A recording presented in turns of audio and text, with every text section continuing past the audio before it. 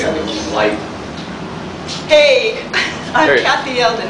I'm in New York with Sami David, whose book, How to Make Babies, has just come out. Today, Sami is going to tell us how not to make babies. So I'm curious. Tell me. How not to make babies, no.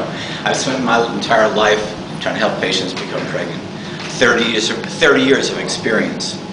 And Jill Blakeway and myself have published a book recently with Little Brown Company, which goes back to the traditional way of achieving pregnancies. We talk about people's lifestyles, the women exercise routine, their diets, and so on, as well as the male factor.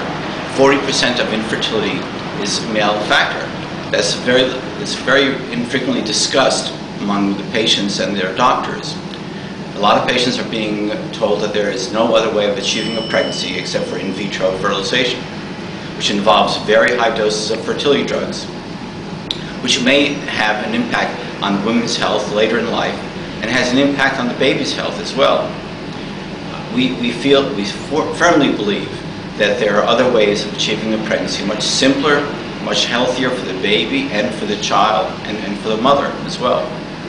We really must try to achieve pregnancy in a natural way, as natural as possible. Patients deserve to have a diagnosis. A lot of couples that go through the infertility evaluations with infertility clinics and in vitro clinics may not, in fact, be given a diagnosis. Infertility is not a diagnosis. It's a symptom of a disease. One has to try to find out the cause of this disease causing infertility. This is what all doctors have been told to do in their education.